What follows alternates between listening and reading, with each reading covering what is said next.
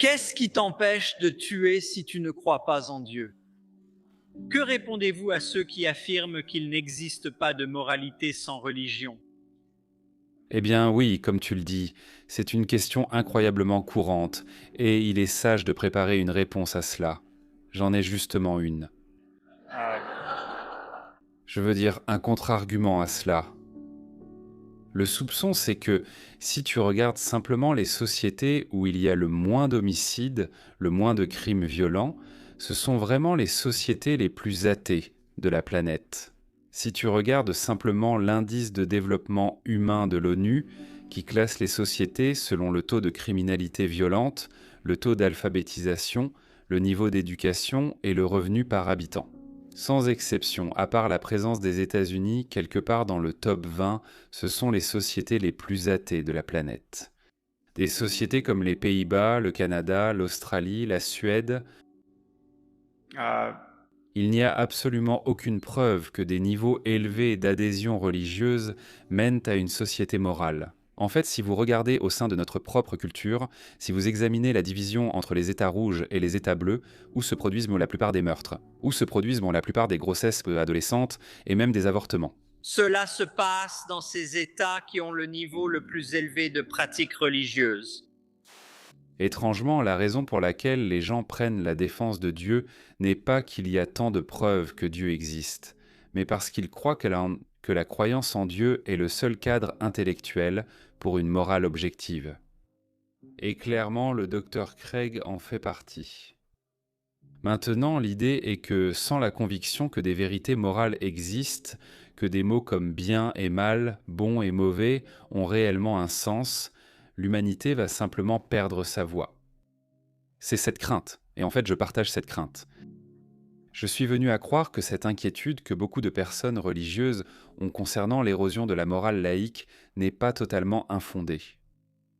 J'ai déjà pris la parole lors d'une réunion académique sur ces thèmes, et j'ai dit, comme je vais le dire ce soir, qu'une fois que nous comprenons la morale en termes de bien-être humain, nous serons capables de faire des affirmations solides sur les comportements et les modes de vie qui nous sont bénéfiques et ceux qui ne le sont pas.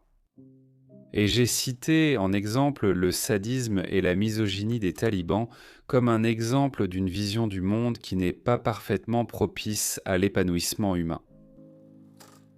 Dénigrer les talibans lors d'une réunion scientifique expose à la controverse. Et après mes remarques, je me suis retrouvé à débattre avec un autre intervenant invité, et voici à peu près exactement comment notre conversation s'est déroulée. Elle a dit: comment peux-tu dire que forcer les femmes à porter la burqa est mal du point de vue de la science? J'ai répondu parce qu'il me semble évident que le bien et le mal dépendent du bien-être humain. Et il est tout aussi évident que forcer la moitié de la population à vivre dans des sacs en tissu et les battre ou les tuer lorsqu'elles essaient d'en sortir n'est pas une façon de maximiser le bien-être humain. Et elle a dit: eh bien, ce n'est que ton opinion. Et j'ai dit: d'accord, rendons ça encore plus simple.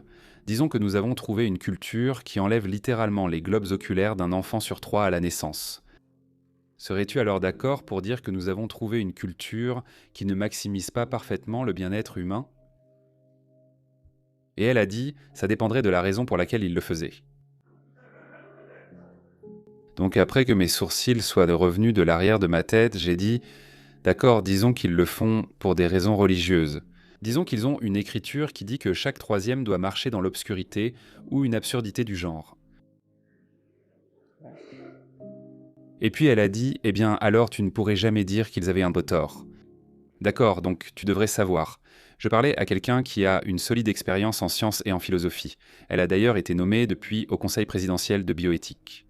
Elle fait partie des 13 personnes qui conseillant le président Obama sur toutes les implications éthiques des avancées en médecine, en sciences et en technologies connexes. Et elle venait de donner une conférence parfaitement lucide sur les implications morales des neurosciences pour les tribunaux. Elle craignait surtout que nous soumettions des terroristes capturés à des technologies de détection de mensonges et de neuroimagerie. Et elle considérait cela comme une violation vraiment inadmissible de la liberté cognitive. Donc d'une part, ses scrupules moraux étaient très finement calibrés pour s'indigner à la moindre erreur perçue sur le plan éthique dans notre guerre contre le terrorisme. Et pourtant, elle était tout à fait prête à pardonner à une culture primitive son penchant pour l'extraction des globes oculaires des enfants lors de ces rituels religieux. Il me semblait qu'elle était très détachée de la souffrance réelle de millions de femmes en Afghanistan actuellement. Je vois ce deux poids, deux mesures comme un problème. De façon étrange, cette perte de bon sens inquiète de nombreuses personnes religieuses. J'espère qu'à la fin, il sera clair que la religion n'est pas la solution à ce problème. La croyance en Dieu n'est pas seulement inutile pour une morale universelle, elle est en elle-même une source d'aveuglement moral. Je pense que les enfants, à moins d'être conditionnés autrement, ne viennent pas au monde en se croyant chrétiens, musulmans ou juifs. Je veux dire, ce sont nous qui leur donnons ces idées. Ils ne les tirent plus pas simplement de l'éther. Et donc, il me semble que le simple fait de donner des réponses honnêtes à leurs questions est certainement de lever ce tabou qui consiste à dire « je ne sais pas ». Je veux dire, nous sommes tellement réticents à dire « je ne sais pas ». Et d'ailleurs, les scientifiques sont les personnes qui savent vraiment bien dire « je ne sais pas ». Ils disent souvent « je ne sais pas » par crainte qu'un spécialiste connaissant mieux le sujet soit présent, au point qu'il est presque impossible d'obtenir l'avis d'un scientifique hors de son domaine de spécialisation. Et c'est un peu hors sujet, mais remarquez que la science en paye le prix, car les fondamentalistes sont très doués pour utiliser la franchise de la science contre elle. Je veux dire, chaque fois que les scientifiques disent « je ne sais pas » sur Larry King Live, 1000 fondamentalistes s'empressent d'intervenir, nous donnant ainsi le dieu des lacunes. Et c'est vraiment ce qu'est le dessein intelligent. C'est de la politique et de la religion déguisées en science. Maintenant, il est largement admis qu'il existe deux types de choses dans cet univers. D'un côté, il y a les faits, et bien sûr, la science peut nous offrir la discussion la plus rigoureuse à leur sujet. Mais il y a aussi les valeurs, que beaucoup, comme le Dr Craig, estiment hors de portée de la science. Des questions de sens, de morale et de la finalité de la vie. Bien sûr, tout le monde pense que la science peut nous aider à obtenir ce que nous valorisons, mais elle ne peut jamais nous dire ce que nous devrions valoriser. Elle ne s'applique donc pas, en principe, aux questions majeures de la vie humaine comme l'éducation des enfants ou ce qu'est une vie bonne. Maintenant, on pense, du point de vue de la science, et le Dr Craig vient d'exprimer cette opinion, que lorsque nous regardons l'univers, tout ce que nous voyons, ce sont des schémas d'événements. Juste une chose qui en suit une autre.